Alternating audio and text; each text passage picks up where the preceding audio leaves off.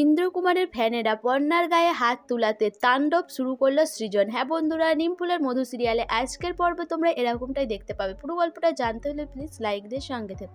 ইন্দ্রকুমারের talk show দেখার পর তার ফ্যানেরা রেগে যায়, এসে দত্ত বাড়িতে চড়াও হয়। তারা বলে যে আজকে বর্ষা দত্তকে আমরা ছাড়বো না, বর্ষা দত্ত যদি নিজে থেকে বাইরে না আসে আমরা তাকে ঘর থেকে তুলে নিয়ে যাব। এই বলে স্লোগান দিতে থাকে বাইরে। সেই সময় পর্ণা, সৃজন আরে সবাই ভয় পেয়ে যায়, কি করবে বুঝতে পারে না। এদিকে জেঠু যখন দোকান থেকে ফিরবে সবকিছু দেখে জেঠু ছুটে ঘরে দরজা দিতে আসে। তখন তারা দরজা ভেঙে ঢোকার চেষ্টা করে। সৃজনের বাবা, পিগলু, জেঠু সবাই মিলে দরজা আগলে দাঁড়ায়, কিন্তু তারা দরজা ভেঙে ঘরে ঢুকে পড়ে। এরপরেই বর্ষাকে দেখতে পায়। বর্ষাকে বলে যে তুলে নিয়ে যাব। তখন পর্ণা একটা ডাং নিয়ে এসে দাঁড়ায়। পর্ণা বলে কেউ যদি এক পা এগোয় আমি তাকে শেষ করে দেব। এরপর তারা বলে যদি কেউ আটকায় তাহলে তার দিকেও আমরা ছাড়বো না। এরপর সৃজন, পিগলু, সৃজনের বাবা, জেঠু সবাই মিলে তার দিকে আটকানোর চেষ্টা করে, কিন্তু তারা কোনোভাবেই থামে না। এরপরেই তারা বলে যে এইভাবে বর্ষা দত্তকে আগলে রাখবে ভেবেছে। তারা এরপর একটা ইট নিয়ে ছুড়ে দেয়, সেটা এসে পর্ণার মাথায় লাগে। পর্ণার মাথা ফেটে যায়। পর্ণার মাথা ফেটে গিয়ে যখন রক্ত বেরোয় সেটা দেখে সৃজন বলে পর্ণা আপনি ঠিক আছেন। যখন দেখে পর্ণার রক্ত ঝরঝর করে ঝরে পড়ছে তখন সৃজন হাত পেতে দেয়। এরপর সৃজন বলে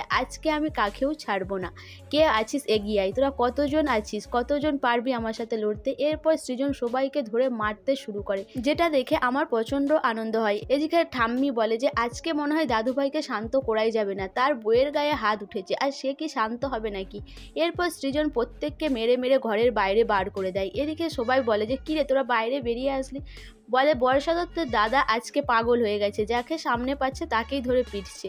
এরপর সৃজন বাইরে এসে প্রত্যেককে মারতে থাকে, প্রত্যেককে তুলে তুলে কাছাড় মারে। এদিকে বাড়ির সবাই সৃজনকে শান্ত হতে বলে, কিন্তু সৃজন কারো কথাই শুনতে পায় না। সে এতটাই রেগে থাকে যে সবাইকে প্রচন্ড মারতে থাকে। তখন ঠাম্মি মনে মনে ভাবে দাদু ভাই তার বইয়ের কথাতেই শান্ত হতে পারে, না হলে কেউ শান্ত করতে পারবে না। তখন পর্ণা দাঁড়িয়ে থাকে। পর্ণা সৃজনকে ছুটে গিয়ে জড়িয়ে ধরে। তখন সৃজন পর্ণাকেও আঘাত করতে যায়, কিন্তু সৃজন পর্ণাকে দেখে থমকে যায়, যেটা দেখে সবাই অবাক হয়ে যায়। সৃজনের মারপিটটা ছিল একদম ফাটাফাটি, যেটা দেখে আজকে সবারই ভালো লাগবে। তো বন্ধুরা, সৃজন তো আজকে বর্ষাকে বাঁচিয়ে নিল, কিন্তু এরপরে কি হতে চলেছে আমার তো মনে হয় ঈশা টাকা খাইয়ে ইন্দ্রকুমারের ফ্যানের দিকে পাঠিয়েছিল। আবার মনে হয় তো এরকমই কিছু করতে চলেছে। তোমাদের কি মনে হয় অবশ্যই আমাকে কমেন্ট করে জানাবে। আর আমার ভিডিওটা ভালো লাগলে প্লিজ সাবস্ক্রাইব করে দিও আর লাইক কমেন্ট শেয়ার করো।